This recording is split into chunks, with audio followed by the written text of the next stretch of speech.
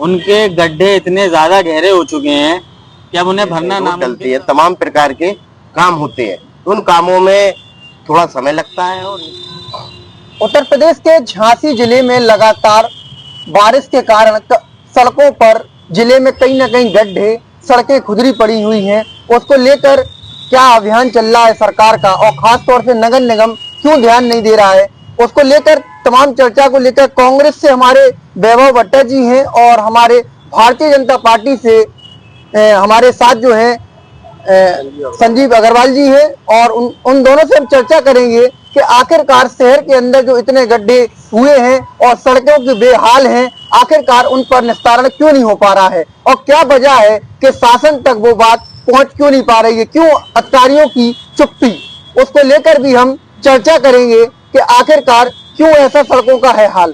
तो सबसे पहले हम वैभव जी से बात करने की कोशिश करते हैं। वैभव जी कांग्रेस से हैं, क्या लगता है इनको, कैसे अपनी दृष्टि से वो देख रहे हैं, और क्या उनके ऐसे विचार हो रहे हैं, उनसे हम बात करते हैं।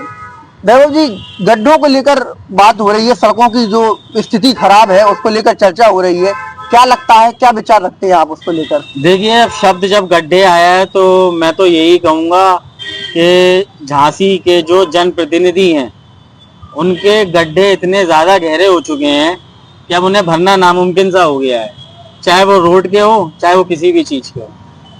और बाकी रोडों का क्या हाल है क्या नहीं है ये भली भांति रूप से झांसी की जनता जानती है, लेकिन हिंदू मुसलमान का जो जहर चटा दिया गया, च्यवनप्राश चटा दिया गया, उसके आगे अब हमें बाहर निकल के सोचना पड़ेगा। और मुझे ऐसा लगता है कि अब 21वीं सदी है, एआई टेक्नोलॉजी का जमाना, जनता जो बेवकूफ बन चुकी थी वो अब नहीं बनेगी आगे जाके। वैभव जी, गड्ढों की अगर बात कर रहे हैं, सड़कों के बेहाल है, शासन लगातार लगा हुआ है, लेकिन उनका कहना होता है कि बारिश हो रही है, कहीं ना कहीं रोड उखड़ जा रहे हैं, क्या लगता है, क्या सोच रहे हैं भाई? जब रोडें तो 70 साल में भी बन रही थी, बारिश 70 साल में भी हो रही थी, और रोडें पूरे विश्व में बनती हैं, अकेले हिंदुस्तान में तो बन नहीं रही, और 2014 के बाद ही नहीं बन रही हैं।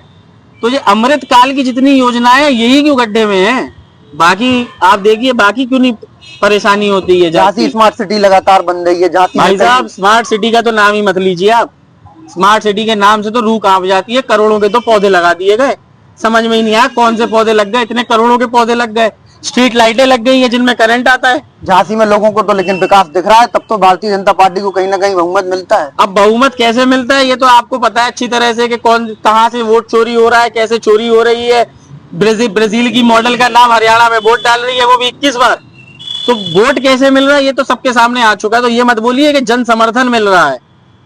सरकार आप चुरा रहे हो, आप सरकार चुरा रहे हो, आप विधानसभा चुरा रहे हो, आप लोकसभा चुरा रहे हो, आप चुनाव नहीं जीत रहे हो, आप चुरा के बना रहे हो। जनता आपको वोट नहीं दे रही है। क्या लग रहा है, यानी कि जो मुद्दे हैं कहीं ना कहीं जनता के बीच तो जा रहे होंगे ना, वो गड्ढों की सड़कें हैं वो लोगों को दिख रही होंगी ना। तो ये तभी तो ये स्थिति है ना। आप समझिए, कल आपने देखा ना किस तरह से पूरे सब सबूतों के संग राहुल गांधी जी ने जो प्रेस कॉन्फ्रेंस करी, उसमें एक एक चीज सामने दिखाई गई कि किस तरह से वोट की चोरी करके सरकारें चुराई जा रही हैं। और मैं ये कहना चाहता हूँ अपने सब युवा भाइयों से, बहनों से, माताओं से, बुजुर्गों से कि ये सिर्फ वोट की चोरी नहीं है, ये आपके भविष्य की चोरी हो रही है, ये संविधान की चोरी हो रही है। इसको रोकना, हम सबको आगे आना पड़ेगा, इन सबको रोकना पड़ेगा। जनप्रतिनिधि भी अभी बुंदेलखंड की कई खेतों किसान लोग परेशान थे, जनप्रतिनिधि ने भी लिखा हुआ है और अपने पत्र भेजे माननीय मुख्यमंत्री जी को। एक परेशानी समझो, देखो आज आप बीमार हो और आप डॉक्टर के पास गए, डॉक्टर ने आपसे कहा कि पर्ची पे लिख के आपको दवाई लिख दी। अब आप गए केमिस्ट की दुकान पे, केमिस्ट ने आपका लेटर ले लिया कि हम इसको संज्ञान में लेंगे। नहीं, आपको दवाई ऑन द स्पॉट चाहिए, तुरंत चाहिए। तो वही पत्रों का हाल है, यहाँ से उस टेबल उस टेबल से उस टेबल उस टेबल से उस टेबल। अरे जिस किसान की फसल चौपट हो गई उसने आत्महत्या कर ली मोट में। आप देखिए ना, अगर आप तुरंत उस पे आप उसे सहायता दें किसान को या जिसको भी समस्या है, तो तुरंत इस तरह की चीजें नहीं होंगी ना। किसानों को तो कहीं ना कहीं जो सरकारी लाभ है, कोई लाभ नहीं है, कोई लाभ नहीं है इस देश में। यही इस देश की विडंबना है कि इस देश में किसानों को कोई लाभ नहीं है।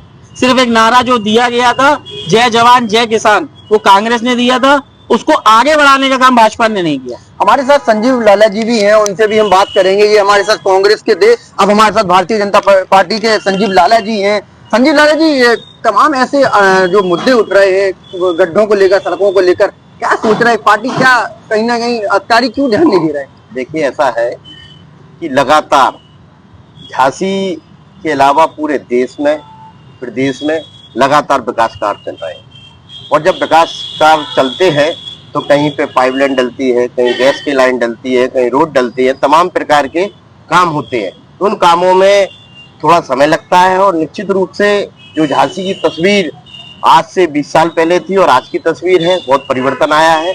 और लगातार यहाँ के हमारे सांसद, विधायक और महापौर लगातार इस पे चिंतन करते हैं कि हम कितना अच्छे से अच्छा कर सकते हैं। जैसे किसान का मामला हो तो अभी हमारे बबीरा विधायक राजीव सिंह और हमारे सदर विधायक रवि शर्मा जी और हमारे एमएलसी वगैरह सारे लोगों ने मिलकर बुंदेलखंड की समस्या से पूरा अवगत कराया मुख्यमंत्री जी को। मुख्यमंत्री जी ने उस पर तुरंत कार्रवाई भी की। इससे पहले जो सरकारें हुआ करती थी वो केवल ज्ञापन लेने का काम करती थी, समाधान का काम नहीं करती थी। संजीव जी, लगातार जो सड़कों के जो बदहाल हुए हैं बारिश में, खास तौर से किसानों की भी जो बातें हैं, कहीं ना कहीं कांग्रेस के लेकर भी आपके सामने मुद्दे उठ रहे हैं, क्या लग रहा है? देखिए, चूंकि कांग्रेस अगर 65 सालों में कुछ किया होता तो आज देश के प्रधानमंत्री हमारे नरेंद्र मोदी जी नहीं होते। और चूंकि इन लोगों ने कुछ नहीं किया, इन्होंने केवल ठगने का काम किया, किसानों को खाद ठग ली। आपने देखा होगा राजीव गांधी जी देश के प्रधानमंत्री हुआ करते थे, उनका कितने घोटालों में नाम आया। केवल कागजों में बात करना और कागजों में कार्य करना ये कांग्रेसियों की पुरानी नीति रही है। हम भारतीय जनता पार्टी के हमारे चाहे मुख्यमंत्री जी हो, चाहे हमारे देश के प्रधानमंत्री हो, चाहे हमारे सांसद अनुराग शर्मा जी हो, रवि शर्मा जी हो, और हमारे चाहे राजीव सिंह पारिशा जी हो, चाहे हमारे महापौर हो, लगातार आप देखते होंगे कि लगातार वो मुख्यमंत्री जी और मंत्रियों के संपर्क में रहते हैं और कुछ ना कुछ काम में वो लगे ही रहते हैं। संजीव जी, स्मार्ट सिटी झांसी चर्चा में कहीं ना कहीं है, लोगों को कैसा लग रहा है वो भी आप भी देखते हैं और लोग भी समझ रहे हैं, लेकिन कहीं ना कहीं लोगों के बीच का जो मेंटेनेंस है, जो पक्ष विपक्ष में जो बातें होती हैं, उनको लेकर क्या होता है? देखिए, मैंने आपको बताया ना, क्योंकि कहीं पर गैस की लाइन डल रही है।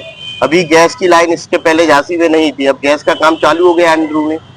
जगह जगह पहले यहाँ सूखा पड़ता था, पानी बहुत था बुंदेलखंड में, लेकिन उसका प्रबंधन नहीं था। तो आज चूंकि उस प्रबंधन के लिए लाइन डाली जा रही है, तो जब ये काम होते हैं तो वहाँ रोड खोद दी जाती है निश्चित रूप से, और फिर उसमें समय भी लगता है। चूंकि सरकारी काम होता है, टेंडर होता है, उसमें थोड़ा समय लगता है। और ये इस बात का पूरा विश्वास है कि उसका समाधान निश्चित रूप से होगा, और सड़कें भी अच्छी होंगी, पानी भी मिलेगा, बिजली भी मिलेगी, और यहाँ लोगों को रोजगार भी मिलेगा। संजीव लाला जी हमारे साथ है, भारतीय जनता पार्टी से यहाँ पर हैं, और कांग्रेस से हमने आपको बताया जी हमारे साथ वैभव जी हैं। लगातार दोनों से जो चर्चा हो रही थी, दोनों से जो बात हुई, सड़कों को बात हुई, किसानों को लेकर भी बात हो रही है, दोनों ने अपनी पक्ष रखा है। कहीं ना कहीं अगर आप भी अगर चाहते हैं कि भाई कुछ ऐसे जो मुद्दे हैं उनसे पूछना चाहते हैं, तो कमेंट्स बॉक्स में आप कमेंट्स भी कर सकते हैं। जो भी बात अपनी रखना चाहते हैं आप वो भी बात रख सकते हैं। झांसी टाइम्स को फॉलो करें। झांसी।